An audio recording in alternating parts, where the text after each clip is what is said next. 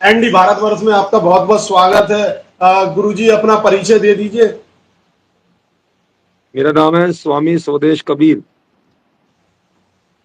जी गुरुजी, वैसे आपका निवास कहाँ पर है, किस जगह से बिलोंग करते हैं?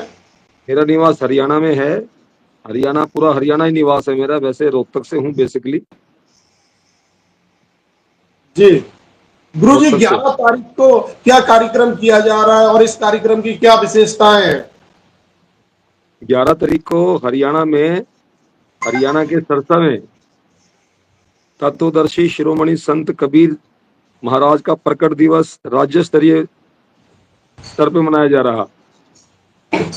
और इस राज्य स्तरीय कार्यक्रम में हजारों लाखों की संख्या में लोग इकट्ठे होंगे। हरियाणा से, राजस्थान से, दिल्ली से, यूपी से, चंडीगढ़ से, पंजाब से, पूरे उत्तर भारत से इस समागम में लाखों लोग इकट्ठा होंगे।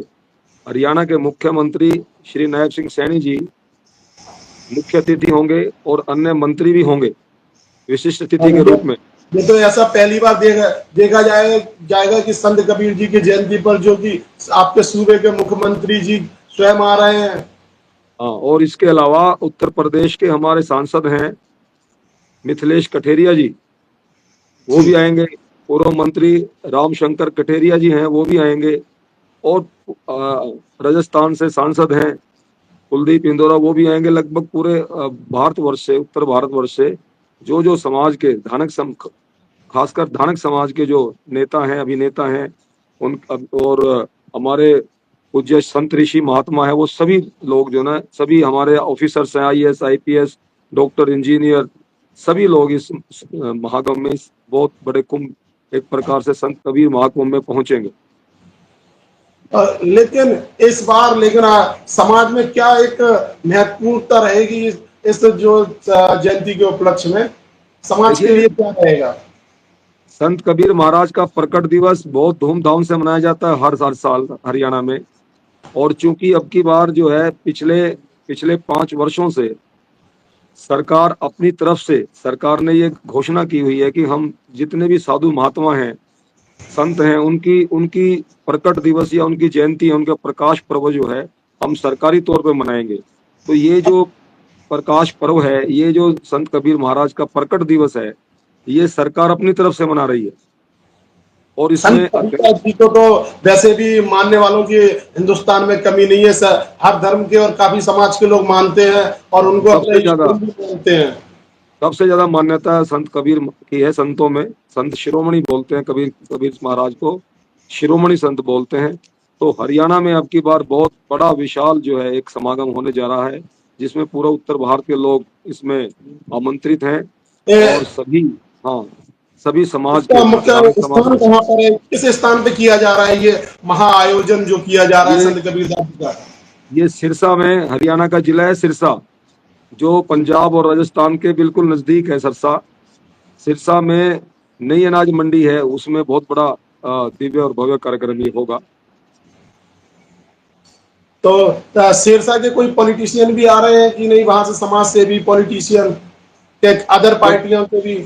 जब पूरा हरियाणा ही जुड़ेगा तो मुख्यमंत्री जी आएंगे, अन्य मंत्री आएंगे, और दूसरे राज्यों के भी हमारे सांसद आएंगे, मंत्री आएंगे। तो ऑब्वियस सी बात है, ये सभी जो ना लोकल भी और बाहर के लोग। गुरुजी, मेरा कहने का मतलब ये है कि जैसे समाज के लोग तो आ ही रहे हैं, समाज के साथ साथ अदर पार्टियां, जैसे कि मुख्यमंत्री जी आ रहे हैं, उनके साथ साथ कोई और पार्टियों के लोग भी आ रहे हैं समाज से भी। इस समागम में, इस अपने गुरु कबीर साहब के प्रकट दिवस पे 36 बिरादरियों के लोग जुड़ेंगे। अच्छा, 36 ब्राह्मण, बनिया, जाट, राजपूत, सभी समाजों के लोग इस समागम में आएंगे। और कबीर साहब को सभी लोग मानते हैं, कबीर साहब की वाणियां सभी सुनते हैं। कबीर साहब के बहुत ज्यादा मात्रा में लोग अनुयायी हैं। तो सभी अनुयायी यहाँ पर इस समागम में पहुंचेंगे। बहुत बड़ा ढोल बाजे नगाड़ों के साथ जो ना, एक करतल ध्वनि के साथ जो ना, ये समागम शुरू होगा।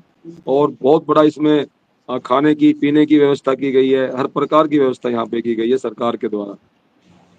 कहीं ना कहीं गुरुजी, आपके द्वारा एक इतना बड़ा आयोजन की जो रूपरेखा आपने हमें बताई है कि इतना बड़ा महाकुंभ, जैसे कि अभी उत्तर प्रदेश में महाकुंभ हुआ था, इसको भी हम एक तरीके से महाकुंभ ही मान लें, क्योंकि महाकुंभ तो जैसा है।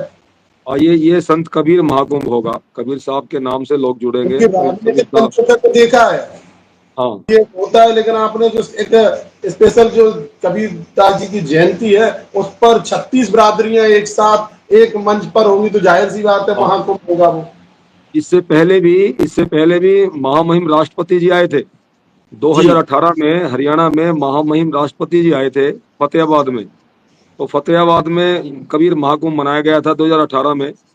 तो उसमें भी उस महाकुंभ में भी बहुत बहुत भारी संख्या में लोग जुड़े थे, सभी सभी जातियों के, सभी धर्मों के लोग जुड़े थे। और इस महाकुंभ में भी, इस संत कबीर प्रकट दिवस में भी बहुत लोग जुड़ेंगे।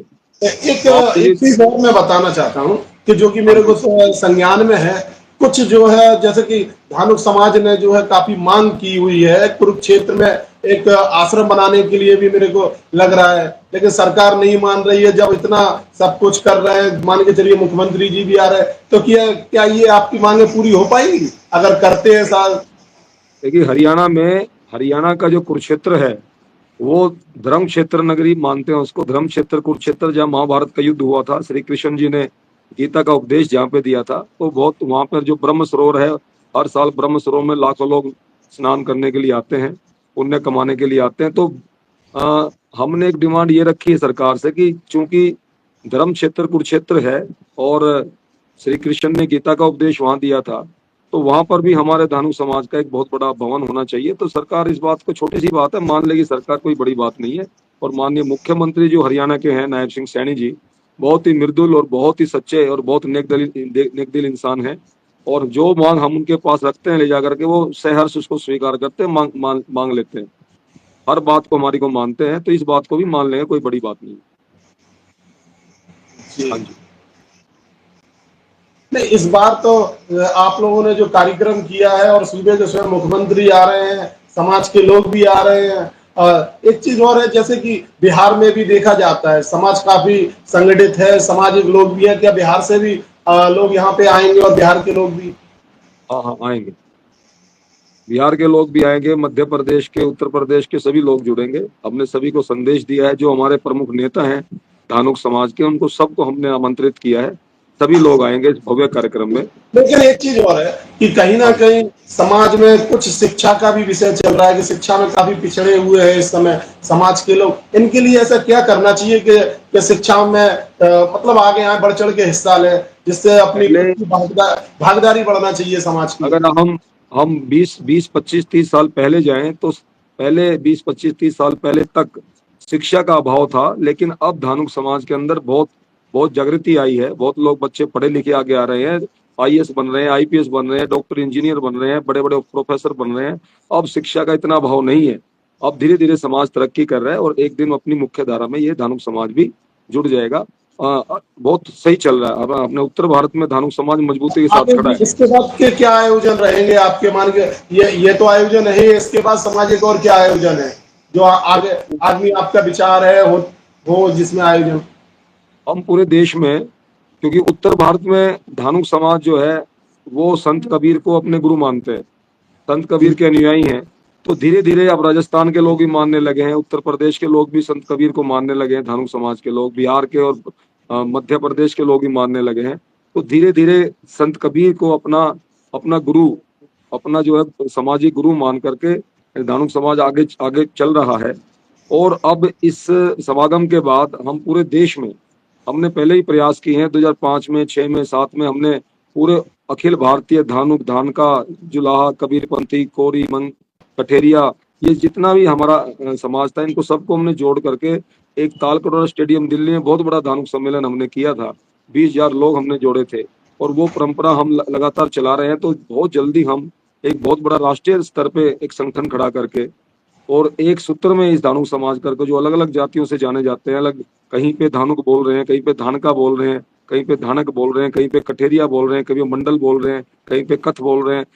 तो एक, इन सभी बिखरे हुए मोतियों को हम एक माला में पिरो करके एक बहुत अच्छा हार बनाएंगे, ताकि वो उसकी उसकी कीमत बढ़े और किसी गले को अच्छी तरह सुशोभित कर सके ये हार बनकर। तो हम कोशिश करेंगे कि अब पूरे देश में धानुक समाज का संगठन खड़ा करके और इनको एक सूत्र में पिरोने का काम हम करेंगे। कहीं ना कहीं एकता पे बल दिया जा रहा है कि इस हाँ बार जी, समाज एक हो जाए।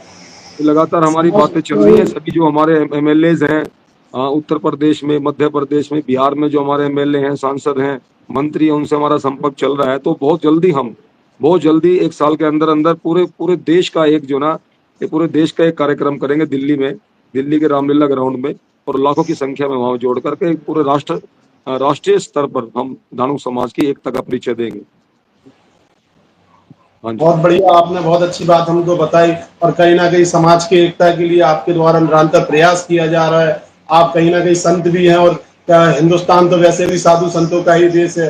अगर साधु संत लोग अगर एक मान के चलिए कर लेते हैं, अपने अंदर एक एकता मतलब शक्ति इकट्ठित करते हैं, तो ये तो मान लीजिए कि बिल्कुल असंगठित होंगे।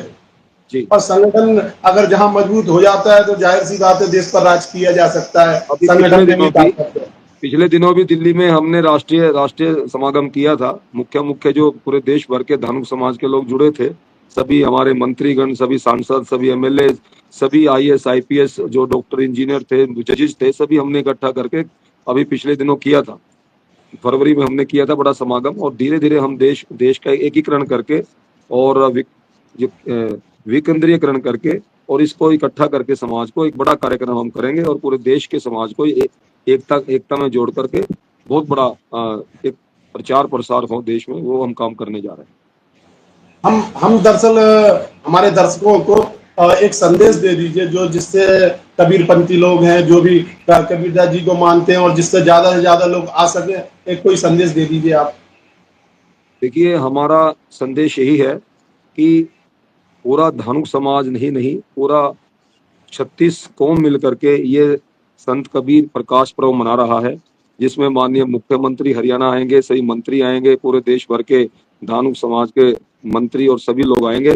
तो ये दिव्य और भव्य महाकुंभ है, और इसका आप साक्षात्कार करें। जहां तक मेरी आवाज है, देश के जितने भी धानुक समाज के लोग हैं, धानका समाज के लोग हैं, कठेरिया समाज के लोग हैं, वो सभी कोशिश करें कि समागम में पहुंचे 11 तारीख को, और एक साक्षात्कार लें कि कितना दिव्य और भव्य कार्यक्रम होगा, ढोल बाजे नगाड़ों के साथ, और लाखों की संख्या में लोग जुड़ेंगे।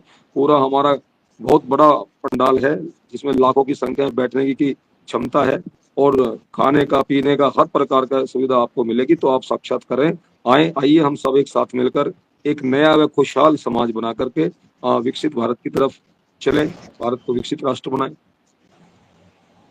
हाँ जी गुरु जी, चलिए, समय का अभाव है। आप बहुत अच्छा लगा जुड़कर, आपने हमको इतना अपना बहुकीमती समय दिया, क्योंकि कार्यक्रम नजदीक है। उसके बाद भी आपने हमारे एनडी भारतवर्ष में आए हैं, उसके लिए बहुत बहुत तहे दिल से धन्यवाद। और गुरु जी, आपका सफल आयोजन हो, यही हमारी कामना है आपसे।